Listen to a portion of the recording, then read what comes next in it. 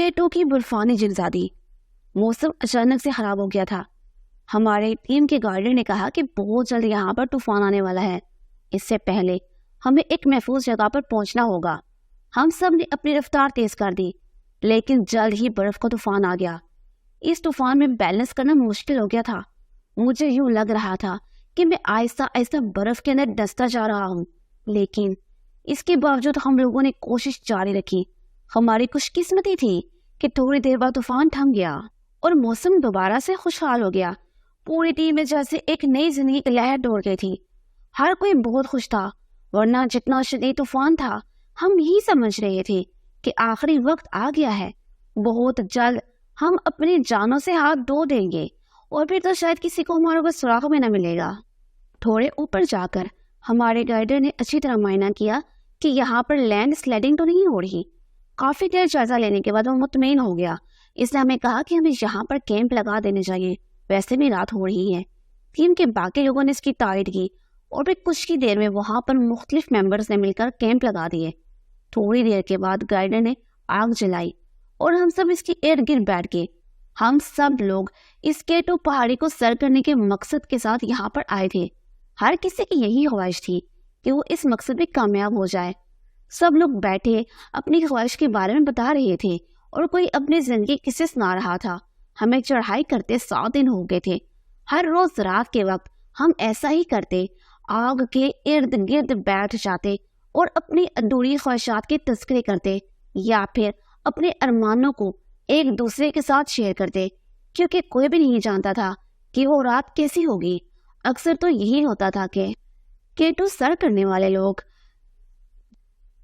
آرام کرنے کی غرض سے لیٹتے ہیں تو رات کے وقت چپ چپ آنے والے طوفان اکثر انہیں اپنے اندر ضم کر دیتا۔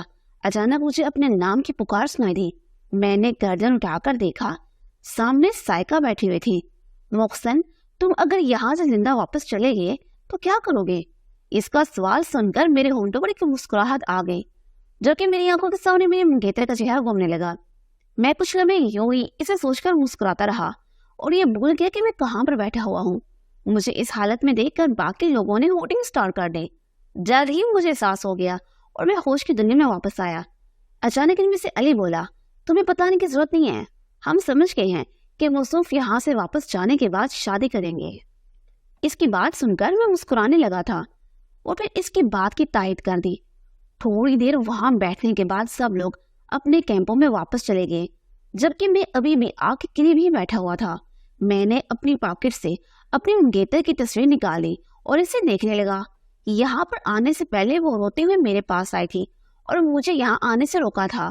وہ میرے بارے میں بہت ہی زیادہ پوزیسو تھی۔ K2 کو سر کرنا میرا بہت بڑا خواب تھا، جسے میں ہمیشہ سے ہی پورا کرنا چاہتا تھا، اور زندگی کے اس موڑ پر جب مجھے موقع ملا تب مجھ سے رہا نہیں گیا اور میں تمام بیریوں کو توڑتا ہوا اپنا خواب پورا کرنے کے لیے یہاں پر آ گیا۔ یہاں پر آنے سے پہلے میری ماں نے بھی مجھے روکنے کی ہر ممکن کوشش کی، لیکن میں اپنی ماں کا اکلوتا بیٹا تھا اور وہ میرے متعلق ہونے والے کسی بھی نقصان کو برداشت نہیں کر سکتی تھی۔ آج جب اچانک وہ برفانی طوفان آ گیا تو ایک لمحے کے لیے میرے ذہن میں میری ماں کا خیال آیا۔ زندگی میں پہلی بار مجھے موت سے خوف محسوس ہوا، کیونکہ میں اپنی ماں سے وعدہ کر کے آیا تھا کہ میں واپس لوٹ کر ضرور آؤں گا، اور اپنے منگیتر سے میں نے یہ وعدہ کر رکھا تھا کہ واپس جانے کے فوراً بعد ہی سے شادی کر لوں گا۔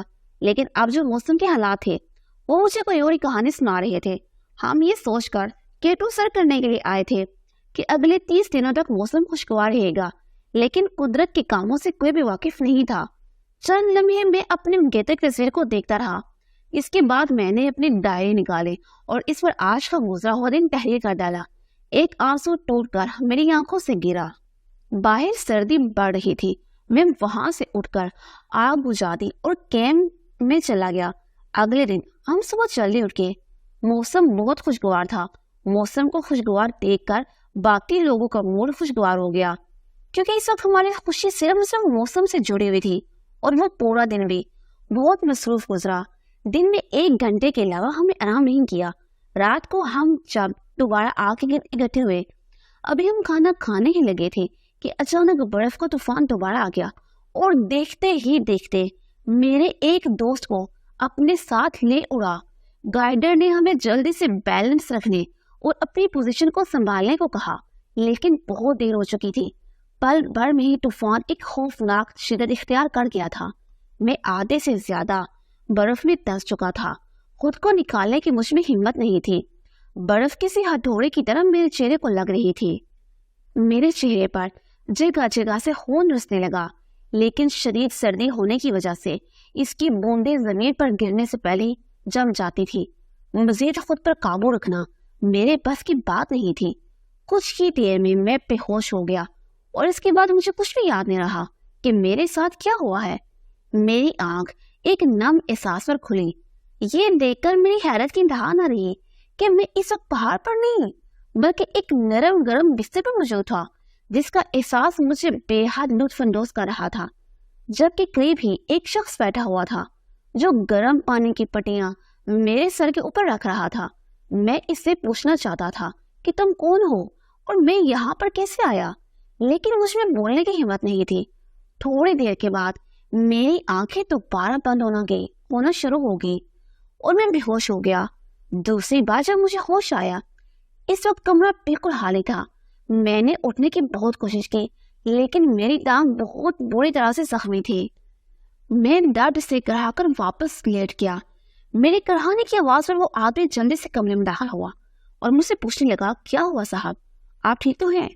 آپ کو کہیں کوئی تکلیف تو نہیں؟ وہ نہایت مؤدب انداز سے مجھ سے پوچھ رہا تھا۔ اپنے لیے یہ الفاظ اور لہجہ دیکھ کر میں حیران ہو گیا اور اسے پوچھنے لگا کہ تم کون ہو اور مجھے یہاں پر کیسے لائے؟ میں تمہیں کہاں پر ملا؟ میں نے ایک ہی سانس میں کئی سوال اسے پوچھ ڈالے تھے، لیکن اس نے میرے کسی بھی سوال کا جواب نہیں دیا اور گردن جھکائے رکھی۔ اب مجھے کفت ہو رہی تھی۔ میں نے دوبارہ اٹھنے کی کوشش کی، لیکن تکلیف کی ایک لہر میرے پورے جسم میں دوڑ گئی اور میں درد سے چیخنے لگا۔ وہ جلدی سے چلتا ہوا میرے پاس آیا اور کہنے لگا، صاحب آپ کو آرام کی ضرورت ہے اور جہاں تک آپ کے سوالات ہیں ان کا جواب آپ کو بہت جلد مل جائے گا۔ مجھے آپ سے کوئی بھی بات کرنے کی اجازت نہیں ہے۔ مجھے یہاں پر صرف آپ کی خدمت کے لیے رکھا گیا ہے۔ مجھے شدید غصہ آ رہا تھا، لیکن اس وقت میں بے بس تھا۔ خاموش رہنے کے علاوہ میرے پاس کوئی چارہ نہیں تھا۔ دن بہت تیزی سے گزرتے جا رہے تھے، لیکن مجھے ابھی تک یہ پتہ نہیں چلا تھا کہ آخر مجھے یہاں پر کون لایا ہے۔ میری ٹانگ اب کافی حد تک بہتر ہو گئی تھی۔ اب میں اسے ہلانے جلانے کے قابل ہو گیا تھا، لیکن اس کے باوجود مجھے بستر سے اٹھنے کی اجازت نہیں تھی۔ میرا چھوٹا سا چھوٹا کام بھی مجھے کر کے دے جاتا تھا۔ نہ جانے کیوں مجھے یہاں پر بہت عجیب فیل ہوتا تھا۔ کبھی کبھار تو مجھے یہ بھی لگتا کہ وہ انسان ہے ہی نہیں بلکہ کوئی روبوٹ ہے جو معمول کے مطابق کام کر رہا ہے۔ مجھے جلد سے جلد یہاں سے نکلنے کی جلدی اپنے گھر والوں کے لیے پریشان ہو رہا تھا۔ نہ جانے انہیں میرے بارے میں کیا خبر ملی ہوگی، کہیں وہ یہ نہ سمجھ لیں کہ میں مر چکا ہوں اور پھر اس دن مجھے اس کے مالکن سے ملنے کا موقع مل گیا، جس کے بارے میں وہ مجھے کب سے بتا رہا تھا کہ آپ کو یہاں پر میرے مالکن لائے تھی۔ انہوں نے ہی مجھے آپ کا خیال رکھنے کو بولا۔ میں جو یہ سمجھ رہا تھا کہ وہ کوئی بوڑھی عورت ہوگی یا ایک بڑی عمر کی عورت ہوگی، جب میں نے اسے دیکھا، میں اسے دیکھ کر کچھ لمحے کے لیے مبہوت رہ گیا تھا۔ اس سے زیادہ حسین لڑکی میں نے اپنی پوری زندگی میں نہیں دیکھی تھی۔ وہ کسی کو بھی اپنے شہر میں چکر لینے کی صلاحیت رکھتی تھی۔ اس نے یکدم میری آنکھوں کے سامنے چٹکی بجائی۔ میں جیسے ہوش کی دنیا میں واپس آ گیا۔ ایک لمحے کے لیے مجھے شرمندگی ہونے لگی، لیکن وہ تھی اس قدر حسین کہ اس کے اوپر سے نظر ہی نہ ہٹ رہی تھی۔ خود کو کمپوز کرنے کے بعد میں نے اس سے کہا کہ اب میں مزید یہاں پر نہیں رہ سکتا، مجھے اپنے گھر جانا ہے۔ اب تو میں کافی حد تک صحت مند بھی ہو چکا ہوں۔ میری بات سن کر اس کے چہرے پر ایک سایہ آ کر لہرایا اور مجھے کہنے لگی کہ میں تمہیں بہت جلد تمہارے گھر بھیج دوں گی، لیکن ابھی باہر موسم بہت خراب ہے۔ ہم اس وقت جس علاقے میں ہیں وہاں شدید طوفان ہے۔ اس وقت ہم انڈر گراؤنڈ بنے ایک گھر میں موجود ہیں۔ اس کی بات سن کر میں مزید پریشان ہو گیا اور اسے کہنے لگا کہ آخر یہ سب کب تک چلے گا۔ اس نے مجھے تسلی دی اور کہا کہ فکر مت کرو، 1 ہفتے کے اندر اندر سب کچھ ٹھیک ہو جائے گا، پھر میں تمہیں تمہارے گھر پہنچا دوں گی۔ اچانک مجھے یاد آیا کہ میں نے اس سے کہا کہ اب مجھے فون مل سکتا ہے۔ میری بات سن کر مجھے یوں دیکھنے لگی جیسے میں نے کوئی عجیب بات کر دی ہو۔ یکدم اس کی آنکھیں چمکی اور وہ کہنے لگی ہاں ہاں کیوں نہیں، لیکن یہاں سروس موجود نہیں ہے، اس لیے موبائل فون کا کوئی فائدہ نہیں ہے، لیکن اگر تم یہ چاہتے ہو تو میں تمہیں فون لا کے دے سکتی ہوں۔ اس کی بات سن کر میری آخری امید بھی دم توڑ گئی، یعنی کہ اب یہ ایک ہفتہ مجھے کسی نہ کسی طرح یہاں پر ہی گزارنا تھا۔ لیکن حیرت کی بات یہ تھی کہ مجھے اپنے کمرے سے باہر نکلنے کی اجازت نہ تھی، لیکن میں نے اس لڑکی سے ضد کی کہ میں سارا دن ایک کمرے میں نہیں بیٹھ سکتا، کم از کم میں باہر نہیں جا سکتا، لیکن کچن اور الاؤنج تک تو جا ہی سکتا ہوں۔ میری بات سن کر وہ لڑکی چند لمحے کے لیے خاموش ہو گئی اور پھر کہنے لگی ٹھیک ہے۔ اس کے بعد اس نے میرے کیئر ٹیکر کو اپنی زبان میں کچھ کہا۔ اس کی بات سن کر کیئر ٹیکر نے اسباب میں سر ہلایا۔ اس لڑکی کے آنے کے بعد میری زندگی میں کسی حد تک خوشگواریت آ گئی تھی، لیکن جو چیز مجھے پریشان کرتی تھی وہ اس لڑکی کو ہوش میں دلچسپی لینا تھا۔ میں خود بخود اس کے نظروں کو خود بخوبی محسوس کر رہ سکتا تھا۔ اس کی نظروں سے جو پیغام مجھے مل رہا تھا میں اسے قبول نہیں کر سکتا تھا، کیونکہ میں اپنے منگیتر سے وعدہ کر کے آیا تھا کہ میں واپس جا کر صرف اور صرف اسی سے شادی کروں گا، لیکن اب مجھے لگ رہا تھا کہ شاید میں اپنا وعدہ نہیں نبھا پاؤں۔ ایک تو وہ لڑکی بہت زیادہ خوبصورت تھی اور دوسرا وہ میرا بہت ہی زیادہ خیال رکھتی تھی۔ اس کی آواز میں ایک سحر تھا۔ دوسری طرف وہ لڑکی روز رات کو میرے لیے اپنے ہاتھوں سے دودھ بنا کر لائی اور مجھے بنانے کے بعد وہ کافی دیر میرے پاس بیٹھی رہتی اور مجھ سے باتیں کرتی رہتی تھی۔ مجھے یوں لگ رہا تھا کہ میں نہ چاہتے ہوئے بھی اس کی طرف مائل ہو رہا ہوں۔ میں اس کی ذات میں دلچسپی لینے لگا ہوں، جو کہ میں ایسا نہیں چاہتا تھا، لیکن عجیب بے بسی تھی جو میرے وجود کا حصہ بنی ہوئی تھی۔ اب میں اس کے ساتھ چھوٹی چھوٹی گیمز بھی کھیلنے لگا تھا۔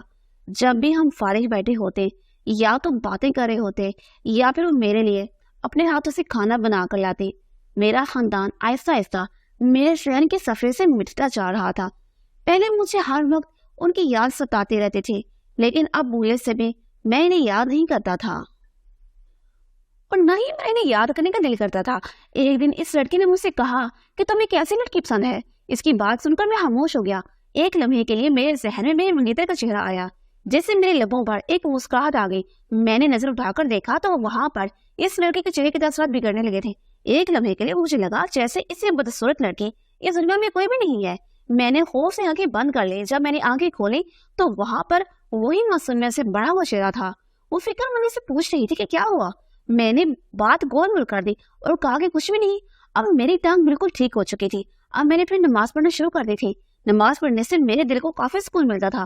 اس کے بعد مجھے اس جگہ پر ایک عجیب سی بے چینی فیل ہونے لگی تھی جسے میں سمجھ نہیں پا رہا تھا۔ نماز پڑھنے سے مجھے لگتا ہے جیسے میرے وجود میں ایک طاقت آ گئی ہوں۔ اب میں نے پابندی سے نماز پڑھنا شروع کر دی تھی اور اللہ کا ذکر کرنے لگا تھا۔ میری یہی کوشش ہوتی تھی کہ فارغ وقت میں اللہ کو یاد کرتا رہوں۔ دوسری طرف اس لڑکی کا میری طرف آنا جانا بھی کم ہو گیا تھا۔ ایک دن رات کو مجھے پیاس لگی۔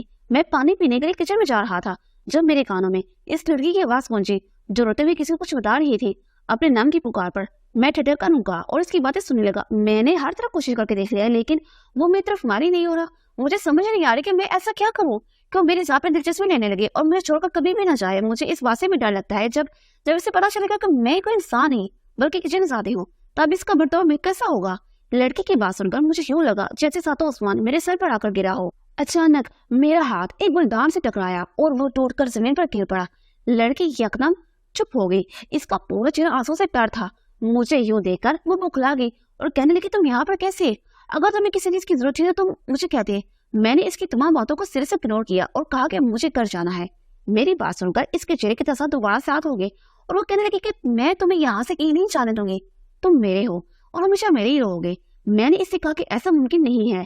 میں تمہارا بہت شکر گزار ہوں کہ تم نے میری بہت مدد کی، بلکہ مجھ پر احسان کیا، لیکن تمہارا احسان میں اس طریقے سے نہیں اتار سکتا۔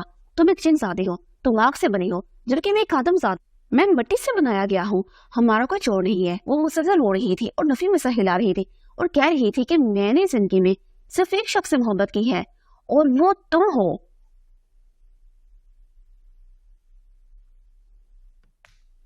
اس کی آواز میں درد ہی درد تھا۔ میں نے اسے پیار سے سمجھانے کی کوشش کی کہ میں بھی کسی سے کمٹمنٹ کر کے آیا ہوں اور جسے میں نے کمٹمنٹ کی ہے میں اسے دھوکہ نہیں دے سکتا۔ اگر تم اسے واقعی محبت کرتی ہو تو اپنی محبت کا حق ادا کرو اور میری خوشی کی خاطر مجھے چھوڑ دو۔ میری بات سن کر اس کے رونے میں شدت آ گئی اور وہ گھٹنوں میں سر دے کر رونے لگی۔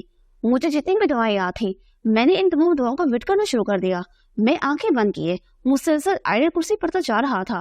اچانک یہ مجھے اس کی چیخوں کی آواز سنائی دینے لگی. اس کے بعد میں نے ایک اور دعا کا ویٹ کرنا شروع کر دیا جس کے بارے میں مجھے میرے دوست نے بتایا تھا کہ اگر تم کسی ایسی مصیبت میں پھنس جاؤ تو یہ دعا لگاتار پڑھنا. کافی دیر بعد وہ وہاں پر گہری خاموشی چھا گئی. جب میں نے آنکھیں کھولیں تو میں نے دیکھا کہ میں ایک جنگل کے بیچوں بیچ کھڑا تھا. تھوڑے دور جنگل جانے کے بعد مجھے باہر جانے کا راستہ مل گیا اور کچھ لوگ بھی مل گئے جو یہاں پر کیمپنگ کے لیے آئے تھے. ان کی مدد سے میں اپنے گھر واپس چلا گیا. مجھے زندہ دیکھ کر میرے گھر والے بہت خوش ہوئے. کچھ عرصے بعد میری شادی بھی ہو گئی لیکن وہ لڑکی مجھے آج تک نہیں بھولی اور نہ ہی میں اس واقعے کو بھی بھول سکتا.